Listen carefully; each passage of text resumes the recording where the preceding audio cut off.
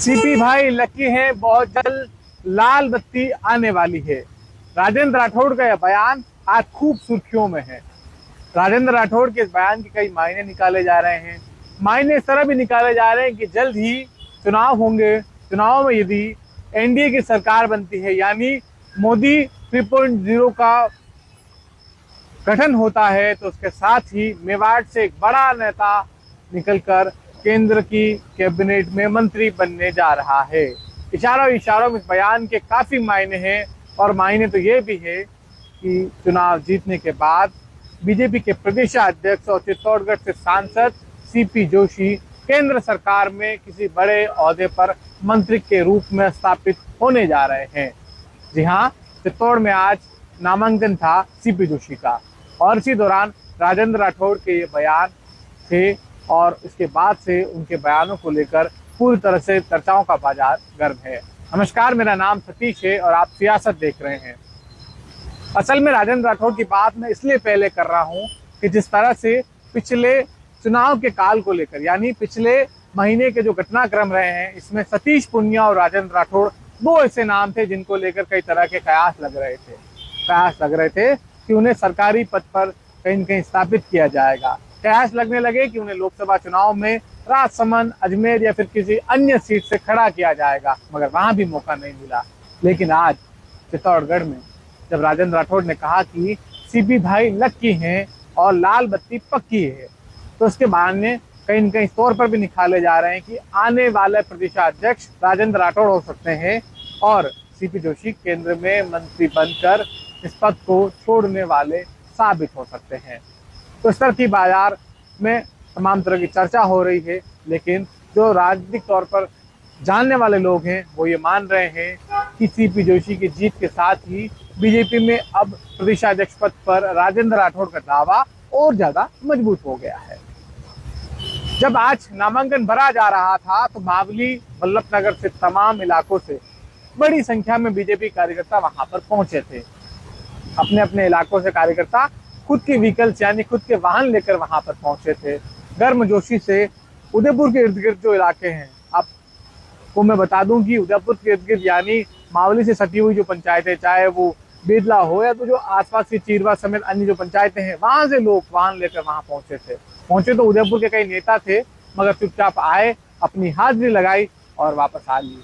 लेकिन लोगों में उत्साह बड़ा था, और इसी बीच सीपी जोशी का उत्साह भी देखने लायक था। एक बड़े नेता के तौर पर स्थापित हो रहे सीपी जोशी की नामांकन रैली में बड़ी तादाद में भीड़ पहुंची थी, और वो भीड़ न सिर्फ चित्तौड़ बल्कि उदयपुर, डूंगरपुर, बांसवाड़ा और राजसमंद से आए लोगों के साथ साथ जयपुर के कार्यकर्ताओं की भीड़ भी थी। आमतौर पर चित्तौड़गढ़ में अब तक जो चुनाव रहे हैं उसमें इतनी भीड़ नहीं देखी गई है जो देखी गई है।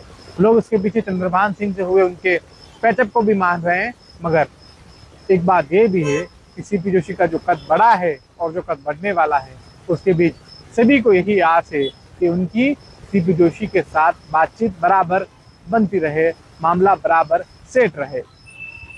तो इस तरह की बात को लेकर भी तमाम चीजें होती रहती है, मगर आज नामांकन में उत्साह देखने लायक था। अब लौटते हैं उदयपुर की तरफ, उदयपुर की बात करते हैं। उदयपुर में हम बात करें तो उदयपुर लोकसभा में जहां मन्नालाल रावत के लिए तमाम इलाकों में जो विधायक हैं, चाहे वो जाड़ो इलाके के विधायक हो, बाबूलाल खराड़ी तमाम इलाकों में जा रहे हैं, वोट मांग रहे हैं और बात से डटकर मुकाबला करने की बात कर रहे हैं। मगर कांग्रेस के क्या हाल है? कांग्रेस के जमाई बाबू जो शहर से चुनाव लड़े थे, यानी प्रोफेसर गौरव वल्लभ, अब तक नहीं आए हैं।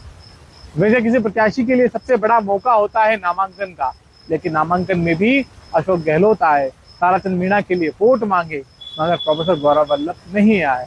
अब हो सकता है उनके नहीं आने के पीछे कोई अपने तर्क हो, मगर जनता ये जानना चाहती है।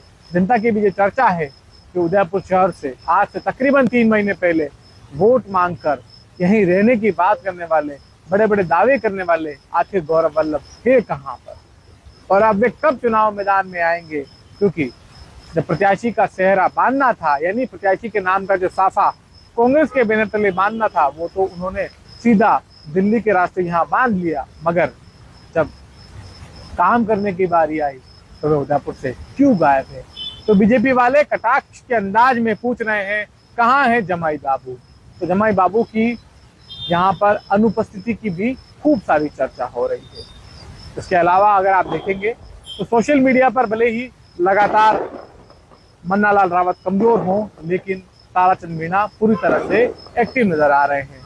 सोशल मीडिया पर अच्छा खासा खर्च किया जा रहा है और इसी खर्च का एक बानगी देखिए कि आसपुर इलाके के कार्यकर्ता ने पूछा कि बीजेपी के राज में सब चीजें हो रही है, मगर कन्हैयालाल हत्याकांड के वक्त कांग्रेस ने उतना ध्यान नहीं दिया। तो ताराचंद मीणा के अकाउंट से पोस्ट होता है कि हमने जिला मजिस्ट्रेट रहते हुए, यानी ताराचंद मीणा ने जिला कलेक्टर रहते हुए तत्काल आरोपियों को पकड़ाया और बाकायदा दोनों बच्चों को नौकरी दिलवाने में भी मदद की। यानी सोशल मीडिया पर जो लड़ाई है वो आमने सामने की है, लेकिन यहाँ पर बीजेपी से 2 कदम आगे ताराचंद मीणा दिख रहे हैं। इसके अलावा आज हम बात करने वाले हैं जिस तरह से दिसंबर 2023 में विधानसभा चुनाव हुए और वो चुनाव का डेटा अगर हम देखते हैं तो वो डेटा अगर आज की तारीख में हम लोकसभा में जोड़ते हैं तो कौन सी पार्टी आगे रहने वाली है।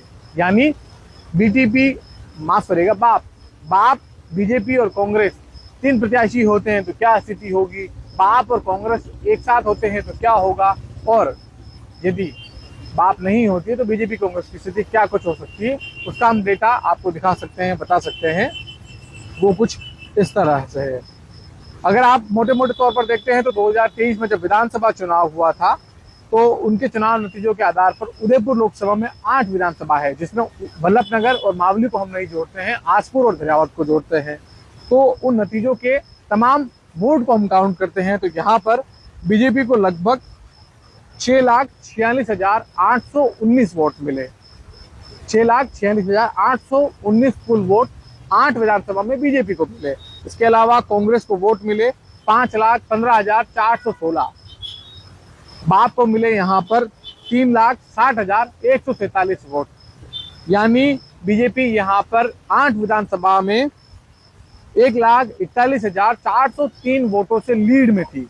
लेकिन अगर वही वोट लोकसभा के तौर पर हम जोड़ते हैं और बाप और कांग्रेस का गठबंधन होता है तो इन दोनों के गठबंधन के बाद ये वोट हो जाता है 8,75,563 और इसके साथ ही बीजेपी यहाँ पर तकरीबन 2,28,744 वोटों से पिछड़ जाएगी। यानी बाप और कांग्रेस का गठबंधन होता है और उदयपुर में बाप का प्रत्याशी नहीं आता है और सीधा सीधा फायदा अगर बाप का जो वोटर्स के रूप में कन्वर्टेड वोट है वो कांग्रेस को मिलता है तो यहाँ पर बीजेपी के लिए चुनौती साबित हो सकती है। हालांकि बीजेपी के जो तमाम नेता हैं, तमाम पदाधिकारी हैं, वो बहुत ज़्यादा कॉन्फिडेंट हैं, कह रहे हैं कि केंद्र सरकार की योजनाओं के दम पर और मोदी ब्रेन के नाम पर हम चुनाव लड़ रहे हैं। ऐसे में विधानसभा के मुकाबले लोकसभा में हमें 30 से 35% वोट एक्स्ट्रा मिलने वाले हैं। ऐसे में हमें जीत को लेकर बहुत ज़्यादा कोई चिंता नहीं है। बूथ लेवल तक अच्छी पकड़ है, पन्ना प्रमुखों तक हमारी अच्छी जानकारी है और कार्यकर्ताओं की नज और मतदाताओं की खासी पकड़ हमारे नेता की है। तो कुछ इस तरह की जानकारी हम आपको पहुंचा रहे थे। इसी तरह की पॉलिटिकल अपडेट रोजाना आप देख सकते हैं। नमस्कार।